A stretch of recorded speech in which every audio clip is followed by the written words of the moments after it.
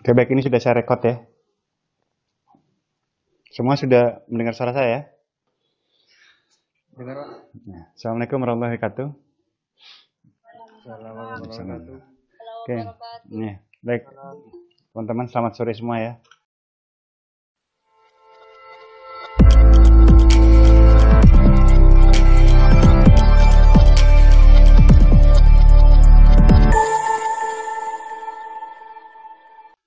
Hari ini saya akan memberikan gambaran umum terkait dengan apa yang dimaksud dengan mata kuliah kita ya, yaitu filsafat hukum. Jadi materi untuk full masuk materinya itu minggu depan, tetapi saya akan memberikan gambaran umum apa sih yang disebut sebagai filsafat hukum. Nah, filsafat hukum itu bukanlah ilmu hukum. Tapi filsafat hukum itu adalah ilmu filsafat yang melihat hukum. Jadi sekali lagi bukan ilmu hukum, tapi ilmu filsafat yang melihat hukum. Nah, tataran ilmu hukum, di dalam ilmu hukum tatarannya itu ada 3. Nanti ada 2 pendapat. Pendapat pertama menyebut ada 3 tataran, sedangkan pendapat kedua ada 4 tataran. Pendapat pertama 3 tataran. Tataran pertama ada pada dogmatika hukum. Dogmatika hukum itu adalah ilmu hukum yang mempelajari tentang norma-norma atau pasal-pasal yang ada dalam perundang-undangan. Strata 1 atau S1. Tataran kedua berikutnya adalah teori hukum. Jadi dogmatika hukum. Yang kedua adalah teori hukum. Di teori hukum ini dia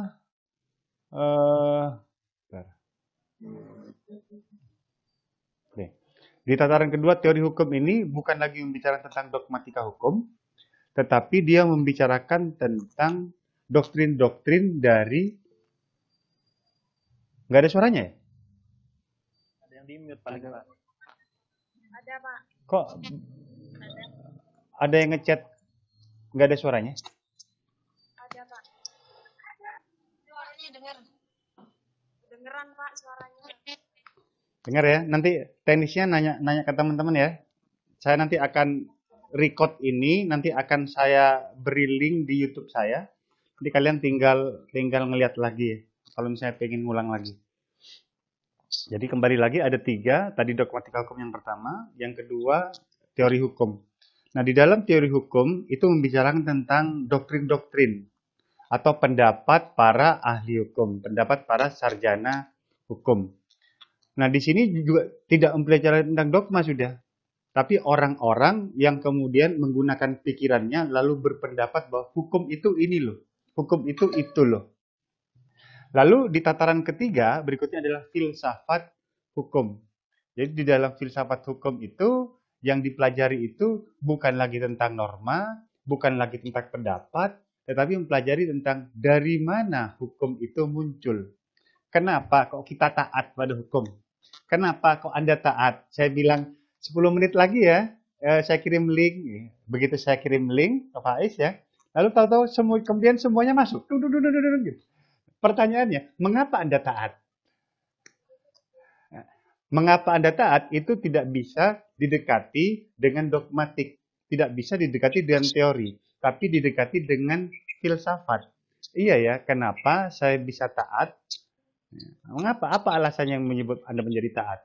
Salah satu nanti ada, yaitu teori kepentingan. Nanti didekati dengan kepentingan. Banyak mengapa kita taat pada seorang, mengapa tidak taat pada hukum. Untuk saat ini, Anda berkepentingan sehingga Anda taat kepada saya. Nanti kalau lulus nggak mungkin taat. Gitu. Kemudian,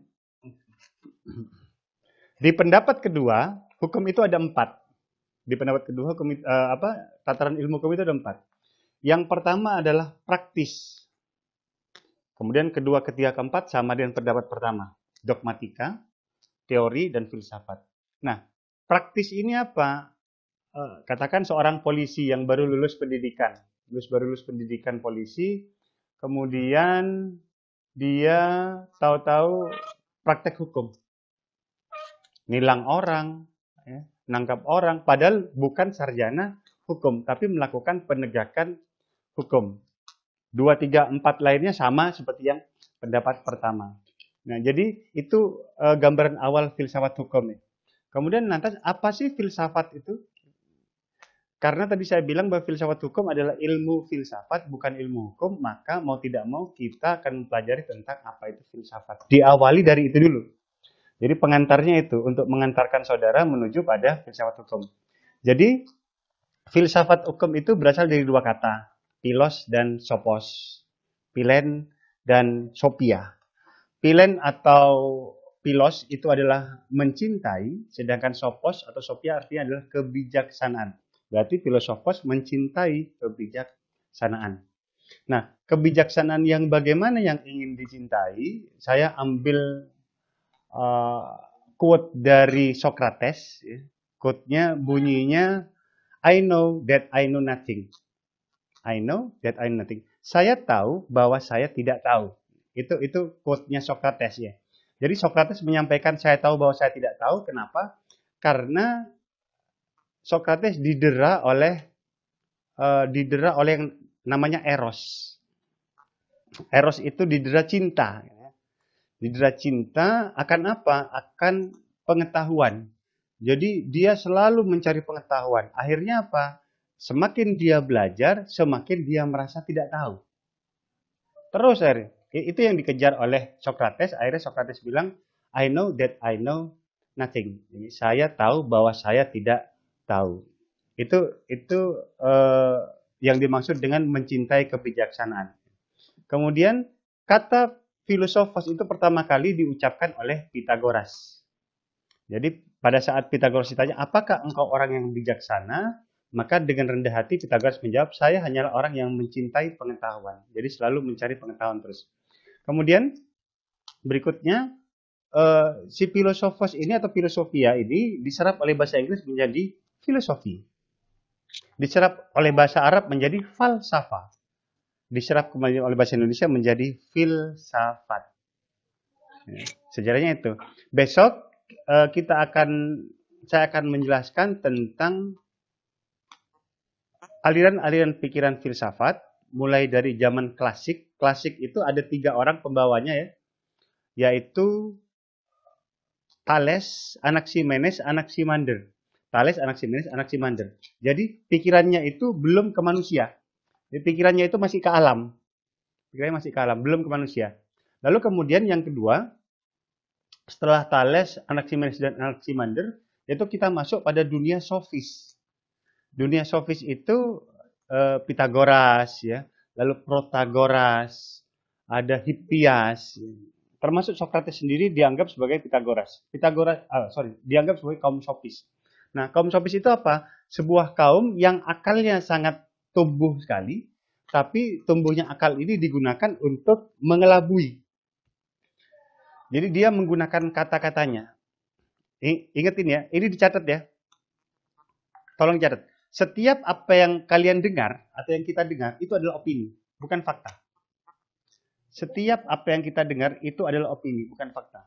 Setiap apa yang kita lihat itu adalah sudut pandang atau perspektif. Pak, suaranya cepat-cepat, Pak. Yang lainnya cekat-cekat.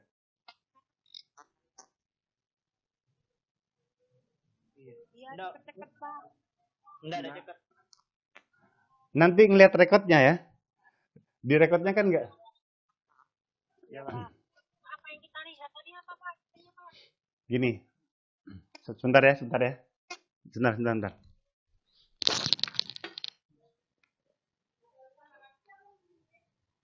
Iya, Pak.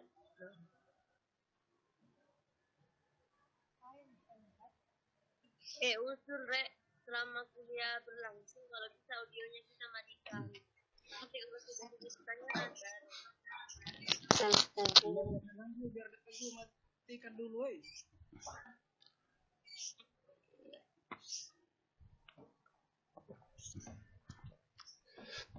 Oke, saya ulangi ya. Setiap apa yang kita dengar itu adalah opini, bukan fakta. Setiap apa yang kita lihat itu adalah perspektif atau sudut pandang. Nah, ini penting sekali pada saat nanti saudara jadi penegak hukum ya, entah itu advokat atau saudara bergerak berprofesi di bidang hukum nantinya. Ini harus dipegang. Kenapa? Agar saudara tidak limbung ke barat ke timur, ke barat ke timur dipermainkan. Ya, limbung. Itu dulu harus dipegang. Setiap apa yang kita dengar itu opini, dan setiap apa yang kita lihat itu adalah perspektif atau sudut pandang. Nah, kenapa bisa seperti itu? Karena kaum sofis itu sudah mampu mempermainkan fakta manusia. Opini ini bukan fakta, tapi opini bisa menjadi realita, bisa menjadi fakta. Karena realita ditentukan oleh kata. Realita ditentukan oleh kata, ucapan. Ya. Ada seorang sofis yang bernama Protagoras. Protagoras bilang seperti ini, "Don't worry about maths, science, and history. Just make sure you good mark at rhetoric." Jangan khawatir, kalian itu nggak tahu tentang matematika, nggak tahu tentang ilmu pengetahuan, nggak tahu tentang sejarah. Nggak usah khawatir, karena kesuksesan seseorang ditentukan oleh kemampuannya berkata-kata. Jadi, kata itu memang mampu menjadi realita. Contoh lagi, kalian kalau lihat orang kawin ya, lihat ke perkawinan seseorang, ke akad nikah ya. Kemudian apa yang menyebabkan dua orang itu menjadi suami istri? Ucapan sah dan kata dari penghulu. Sah. Kemudian penghulu bilang, baik, dengan demikian kalian berdua menjadi suami istri. Tahu-tahu realita menjadi realita. Atau nanti kalau nggak percaya ya, besok di semester berikutnya, semester 8 ya, setelah selesai, saudara kan akan di yudisium. Pada saat saudara di yudisium, apa yang menyebabkan saudara menjadi sarjana hukum? Kata yang diucapkan oleh wakil dekan 1 membacakan surat keterangan lulus dari dekan. Surat keputusan dekan tentang yudisium bla bla bla bla menyatakan bahwa siapa misalnya Agung Pangestu lulus. Tahu lulus. Ini kaum sofis yang membawa ya. Nanti besok kita akan masuk ke dalam kaum sofis. Kemudian berikutnya muncullah Sokrates. Nah, Sokrates ini orang yang pertama kali melihat filsafat ke dalam diri manusia. Yang awalnya filsafat itu di luar diri manusia, oleh Sokrates dibawa ke dalam diri manusia. Sokrates punya murid namanya Platon. Namanya Platon ya. Kenapa saya sebut Platon bukan Plato atau Plato? Karena saya ingin mengembalikan ke nama aslinya. Bahasa Spanyol menyebut Platon, Itali Platon, Jerman Platon, Prancis Platon. Hanya orang Inggris dan Belanda yang menyebut Plato. Kemudian karena kita yang membawa filsafat itu adalah orang Belanda, akhirnya kita ikut-ikut menyebut Plato. Jadi saya sebenarnya sama, Platon dan Plato. Nah, Platon itu membuat sekolah nantinya. Nama sekolahnya Akademia. Nah, Akademia ini akhirnya kita gunakan saat ini menjadi kata akademis. Atau akademisi. Orang yang mempelajari suatu ilmu yang berasal dari rasio. Ilmunya dari rasio. Makanya disebut sebagai akademisi. Bukan ilmu yang jatuh dari langit. Misalnya ilmu-ilmu samawi ya, ilmu-ilmu kepercayaan, ilmu-ilmu agama, ilmu-ilmu teologi. Ilmu-ilmu teologi itu ilmu-ilmu yang sudah tidak bisa diperdebatkan lagi. Nggak usah ditanya lagi. Manusia pertama Adam. Nggak usah ditanya ya. Loh, berarti Pak, ilmu yang pertama kali ada itu hukum. Oh, kok bisa itu hukum? Karena jatuhnya Adam ke bumi itu dikarenakan pelanggaran hukum yang dilakukan Adam dan Hawa. Maka jatuhlah ke bumi itu. Nah, itu nggak bisa dianalisis. Kenapa? Karena teologi sudah pakemnya seperti itu. A, ya sudah A. Jadi kita di luar itu, di luar pakem itu. Yang kita masuki ilmu tentang sains tadi itu. Sampai di sini ada yang tanyakan dulu?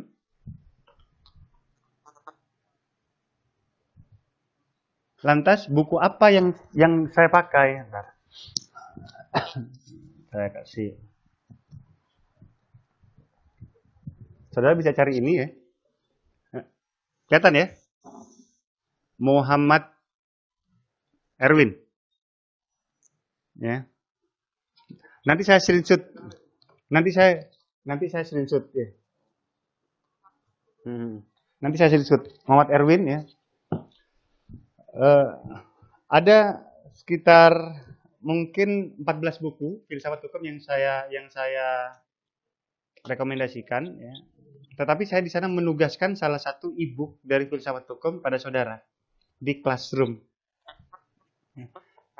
Ya. Itu dikumpulkan tanggal 2 Oktober terakhir.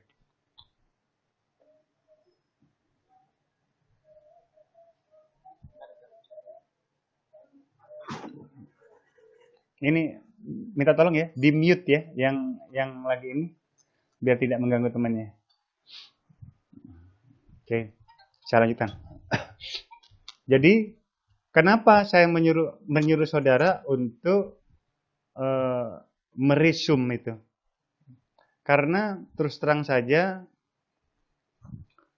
minat baca saudara menurun. Ya. Kok minat baca menurun? Sorry, minat baca tinggi, daya baca rendah. Jadi minat saudara itu sangat tinggi sekali, tapi daya baca rendah. Kalau saudara lihat teks handphone ya, WA, pasti kan minatnya tinggi. Saudara pasti berlama-lama di WA.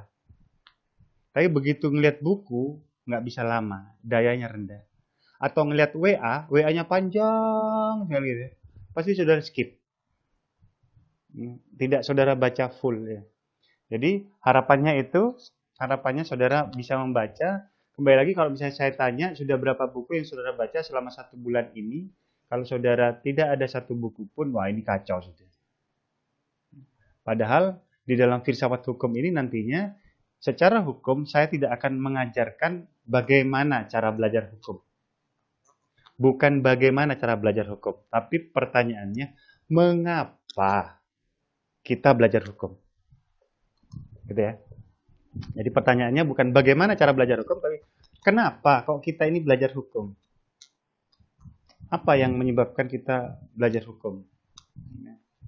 Apakah hasrat atau bagaimana? Nah, ini yang harus dicari. Kenapa? Oke, saya lanjut lagi. Kemudian dari Sokrates tadi itu, dari Platon tadi itu ya. Platon punya murid namanya Aristoteles.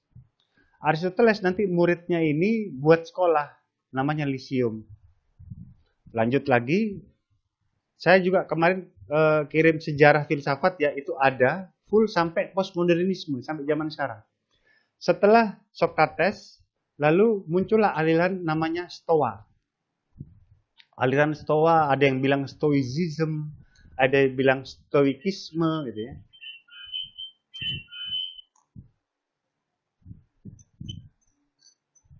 Oke, sudah ya.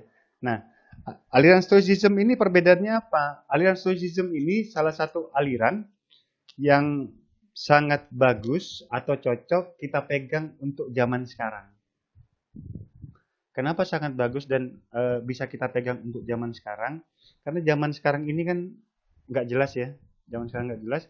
Maka dengan aliran Stoicism minimal itu menjadi pegangan oleh kita.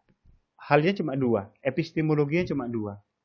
Epistemologi itu apa? Epistemologi itu metode. Metodenya cuma 2. 1, metode yang pertama adalah apa yang tergantung pada diriku. 2, apa yang ada di luar diriku. Nah, ini metodenya. Jadi kalau misalnya ada orang kena COVID, orang meninggal, diputus pacar, itu kan di luar diri kita. Kita tidak bisa mengendalikannya. Karena kita tidak bisa mengendalikannya, ya artinya ya kita nggak bisa apa-apa.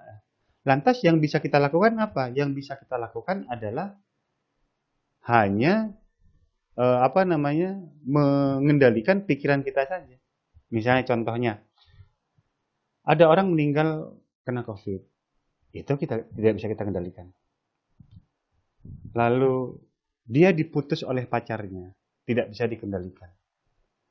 Dia bersedih karena sahabatnya meninggal karena COVID. Nah, sedih itu sesuatu yang bisa kita kendalikan.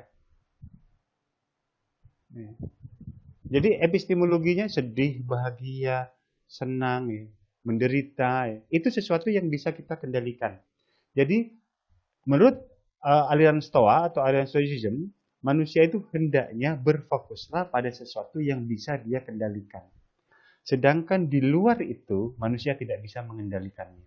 Misalnya seperti ini ya, saya dengan saudara ya. Saya nggak bisa mengendalikan saudara mau dengerin, nggak dengerin ya. Tapi yang saya bisa kendalikan adalah saya melakukan kewajiban saya memberikan materi kepada saudara. Karena hubungan kita ini kembali lagi adalah sebuah hubungan hak dan kewajiban secara hukum ya. Ada sebuah hubungan hak dan kewajiban. Kemudian setelah itu, setelah aliran Stoa, muncul aliran Neoplatonisme. Neoplatonisme adalah sebuah aliran di mana mencampurkan dua pikiran Platon dan Aristoteles. Digabung menjadi satu. Jadi Neoplatonisme. Lalu kemudian muncullah The Dark Age. Ini di Eropa ya. The Dark Age ini zaman kegelapan. Artinya di Eropa sana orang sudah tidak bisa berpikir lagi, orang tidak boleh kritis. Kenapa? Karena sesuatu benar itu sudah ditentukan oleh gereja. Jadi di Eropa sana sudah orang nggak boleh berpikir gitu. Sudah penentuan gereja. Bahkan seperti Bruno Galileo Galilei yang menyebutkan bumi bulat, akhirnya harus dihukum mati. Karena pada waktu itu gereja bilang bumi itu datar. Akhirnya Galileo Galilei, Bruno dibakar, ya. Digantung dan dibakar.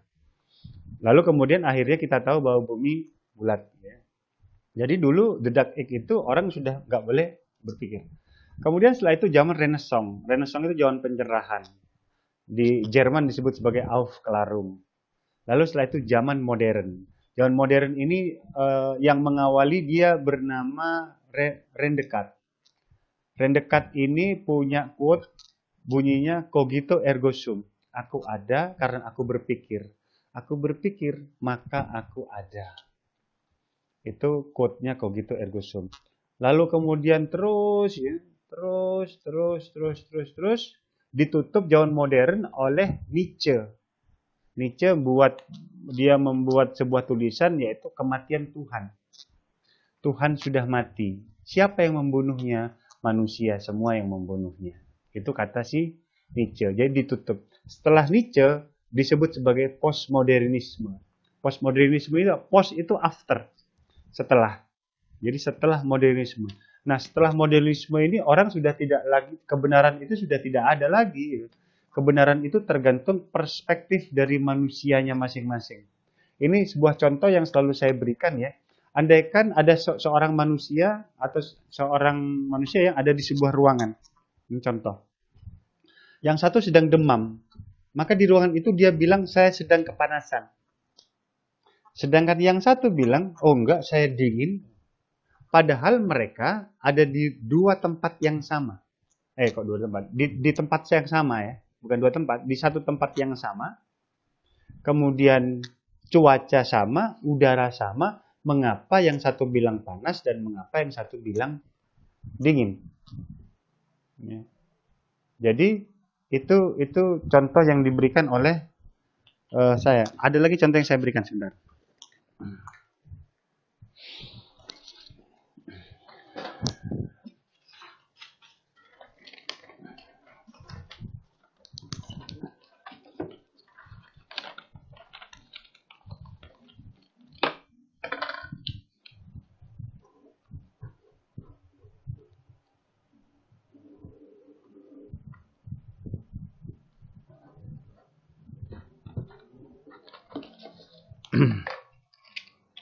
Nah ini ya. Kelihatan ya? Ya. Si A bilang ini adalah 6. Si B bilang ini adalah 9. Mana yang benar? Dua-duanya benar. Menurut perspektif atau sudut pandangnya, menurut si A itu adalah 6 benar, sedangkan menurut si B itu juga benar. Dua-duanya benar. Itu zaman postmodernisme, zaman sekarang. Jadi zaman sekarang itu semua pendapat orang dapat disebut sebagai benar di dalam dunia realita, di dalam dunia kenyataan. Karena seperti yang saya bilang tadi, bahwa setiap apa yang kita lihat itu hanyalah sudut pandang atau perspektif, bukan kebenaran itu sendiri. Jadi itu perjalanannya. Lalu kita mulai masuk ke dalam filsafat hukum. Filsafat hukum ini belajar apa sih? Nah, kita ini belajar mengetahui tentang aliran-aliran hukum. Jadi aliran hukum itu ada banyak. Ada 7 aliran yang akan dipelajari nanti. Aliran pertama adalah aliran kodrati. Aliran kedua adalah positivisme. Ketiga utilisme. Keempat historical law of law. Lalu kelima sociological jurisprudence. Keenam realisme hukum. Ketujuh critical legal studies. Nah, saya masuk yang pertama dulu. Walaupun besok ya kita akan mendalaminya. Menurut Kodrati bahwa hukum itu ya ciptaan alam sudah. Muncul dengan sendirinya tanpa adanya bantuan dari manusia. Ditentang sama positivisme. Oh, salah. Hukum itu diciptakan mereka yang berwenang. Kalau mereka nggak ada, kalau yang berwenang bilang nggak boleh punya anak lebih dari satu, maka mereka yang punya lebih anak dari satu harus digugurkan. Contoh di Cina. Kalau misalnya hukum bilang harus pakai masker, nggak pakai masker, saudara nggak pakai masker, ya, maka saudara akan didenda. Maka apa yang terjadi? Semua pakai masker. Padahal memakai masker ini terus terang saja kan membuat kita sesak ya. Apalagi kalau misalnya maskernya bukan masker medis ya. Kan sesak. Saya pernah lari-lari malam-malam ya. Saya pakai masker. Tidak pakai masker. Lari malam-malam, tidak pakai masker. Lalu sama Satpol PP saya ditegur. Mana maskernya? Oh, saya kalau pakai masker Pak bukan mati karena COVID. Saya mati nggak bisa napas. Akhirnya dimengerti. Oke. Nanti lain kali pakai masker. Ya. Jadi itulah hukum. Menurut positivisme hukum itu buatan si penguasa, bukan buatan Tuhan. Karena hukum tidak jatuh dari langit. Hukum masker jatuh dari langit nggak? Nggak ada. Dia buatan mereka yang berkuasa untuk kepentingan manusia saat ini. Itu menurut positivisme. Lalu menurut utilis, menurut aliran utilis bahwa hukum itu adalah untuk kemanfaatan orang banyak. Pokok bermanfaat bagi orang banyak, ya sudah. Itulah hukum. Nggak apa-apa melakukan tindakan-tindakan anarki atau kekerasan untuk melanggengkan hukum. Contohnya, Ahok ingin mengamankan agar Jakarta tidak banjir. Maka apa?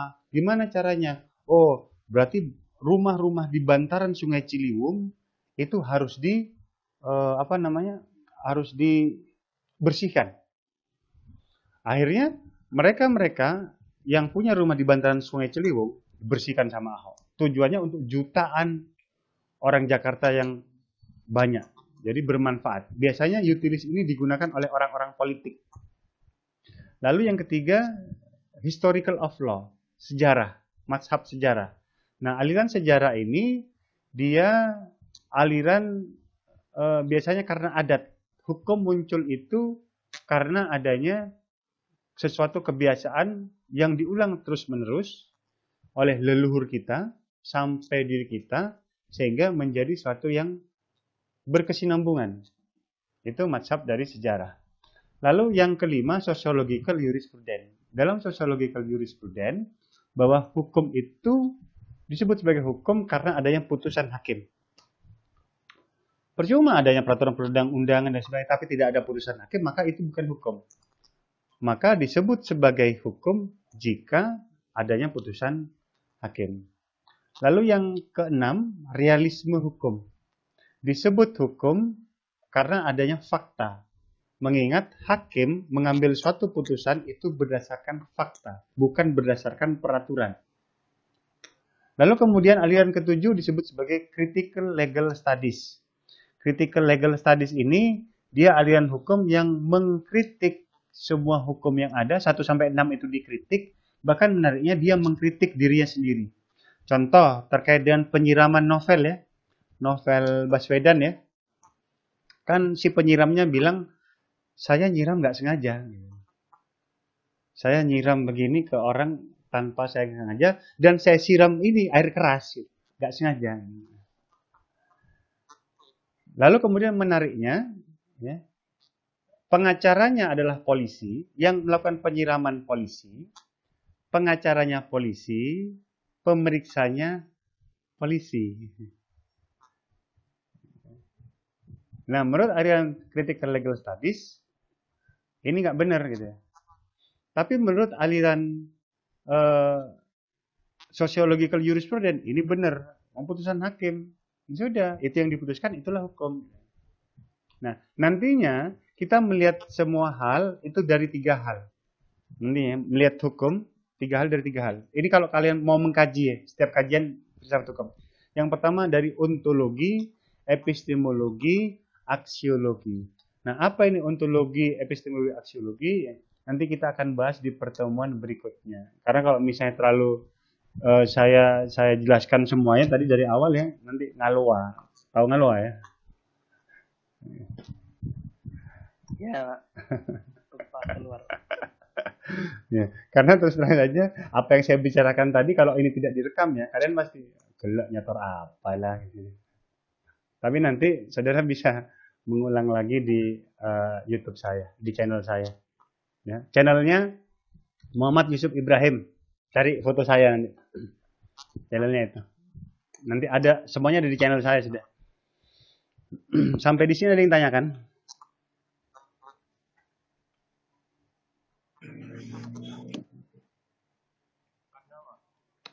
Gimana? Gimana, Kis?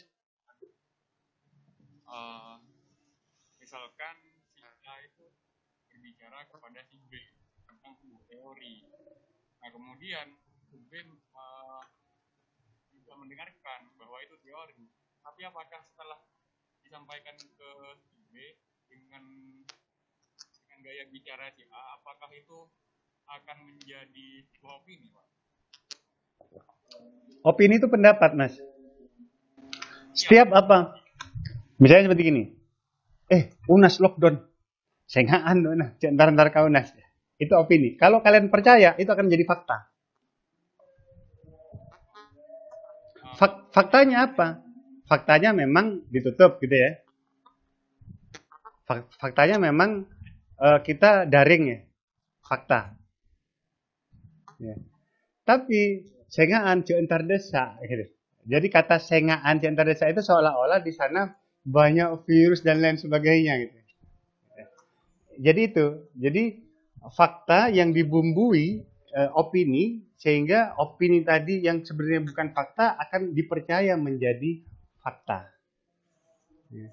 Ini sebenarnya tergantung kelihayan.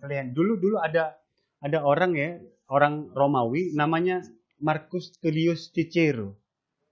Nah, Marcus, saudara bisa baca bukunya itu, menarik bukunya. Dia adalah seorang orator, seorang pengacara di zaman Romawi yang selalu menang. Namanya Marcus Tullius Cicero. Tidak pernah meminta bayaran karena dia selalu menggunakan jubah hoodie ya, pakai baju yang di belakang ada ini ya. Apa nih? Hoodie ya. Yang ada kerpusnya gitu ya. Nah, kemudian orang kalau misalnya mau ngasih uang itu ya naruh di belakang gitu. Jadi dia nggak tahu siapa yang memberinya. Akhirnya dia selalu objektif di depan orang gitu ya. Itu untuk kebaikan tapi dia. Bagaimana kalau misalnya orang yang pintar berbicara tapi bukan untuk kebaikan? Contoh seperti gini. Ada orang yang sudah menikah.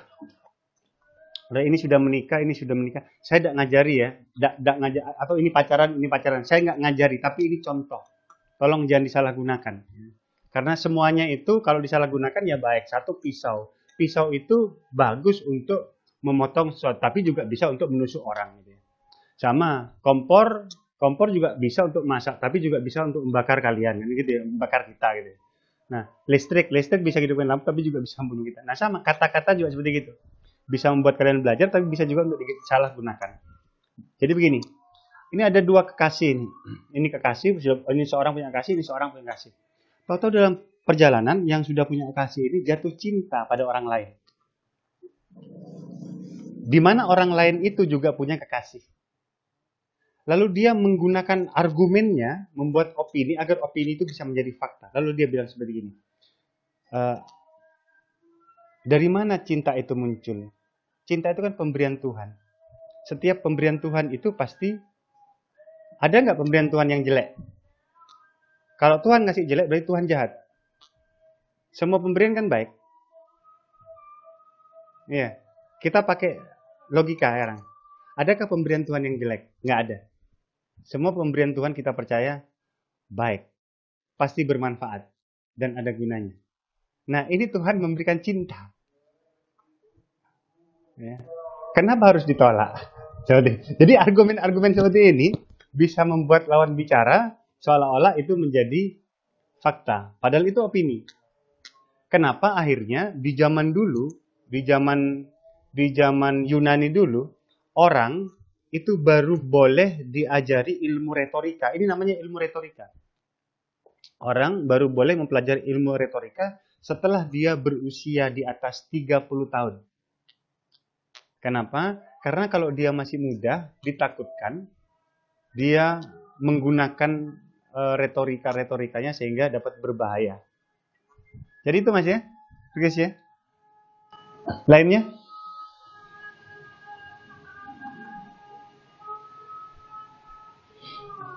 Kemudian saya misalnya ada pertanyaan, oh Pak, berarti filsafat hukum ini apakah ilmu yang mempelajari agar kita pintar berbicara? Boleh dibilang ya. Bicara yang kita dapatkan bukan bicara tentang norma, tapi kita bisa membolak-balikkan pikiran orang dengan menggunakan bantuan ilmu filsafat hukum, terutama ilmu hukum. Kenapa?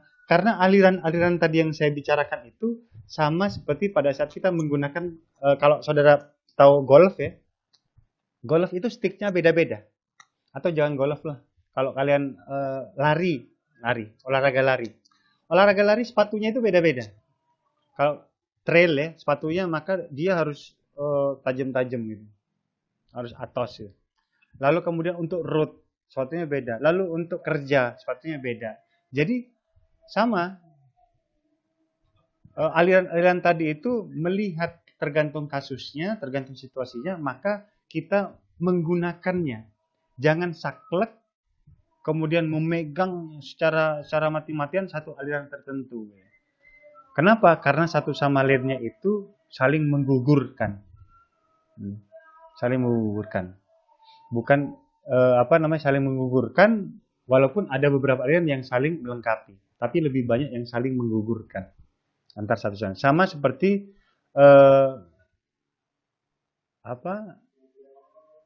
antitesis dan sintesis. Ya. Antitesis dan sintesis. Kan ada sebuah tesis. Tesis itu sebuah teori. Teori bahwa katakan saya ambil satu gampangan teori ya, contoh ya. Kalau pengen kaya, menabung sedikit demi sedikit, lama-lama jadi bukit. Nah, ini teori. Teori lama. Nah, sekarang tesis ini sudah dibantah di antitesis. Antitesisnya apa? Nggak ada sekarang nabung-nabungan. Mereka yang bisa membuat hal tertentu dan baru, mereka akan langsung menjadi kaya. Contohnya siapa? Contohnya Eric Yuan. Eric Yuan itu yang buat Zoom.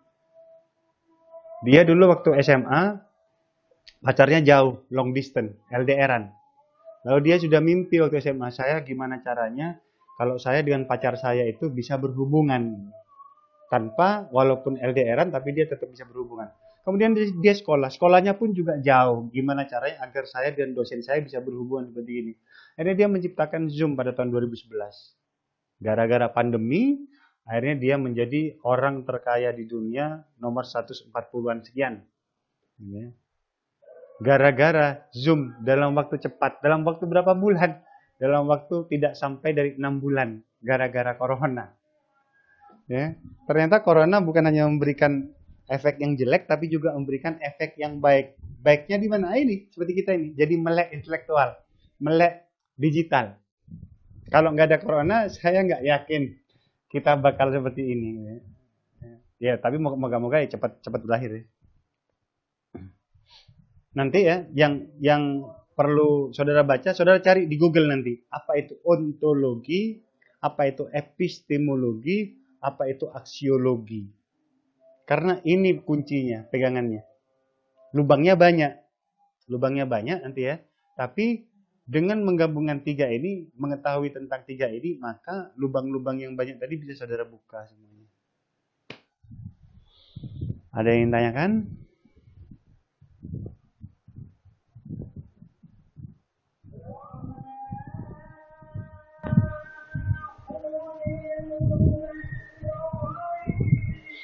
Gak ada yang mau tanya? Oke, kalau tidak ada yang mau tanya, saya akhiri ya. Besok, Faiz, mana Faiz? Ketua kelas yang mana? Gak ada ketua kelasnya. Hah?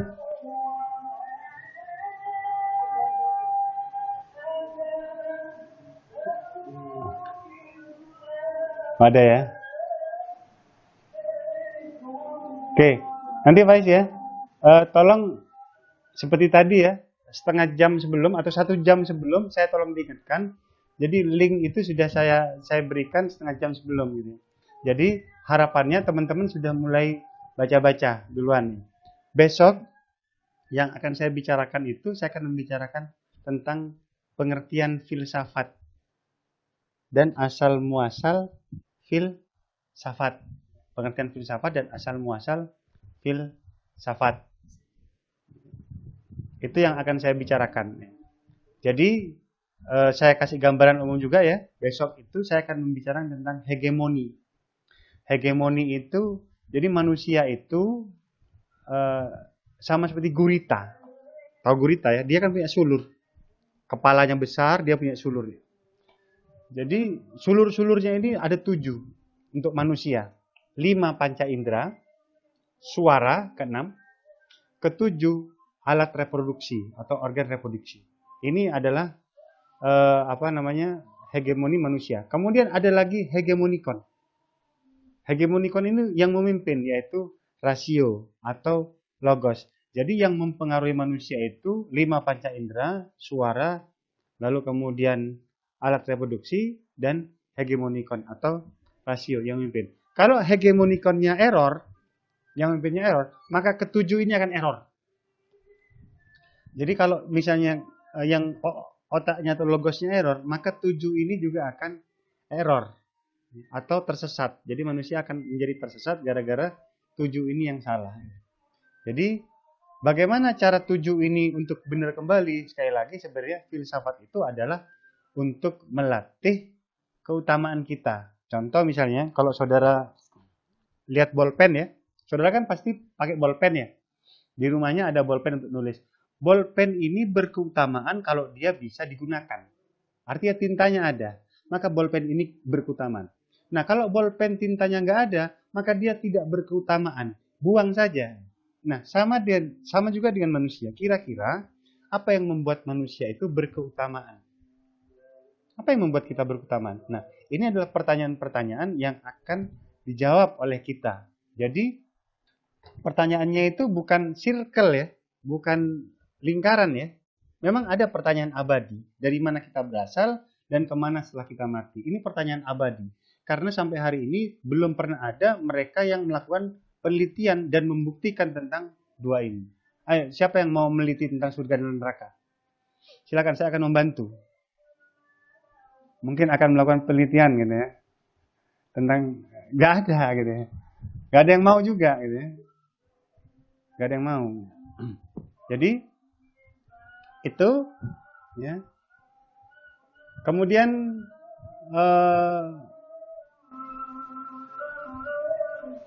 kok saya jadi lupa ya, ntar.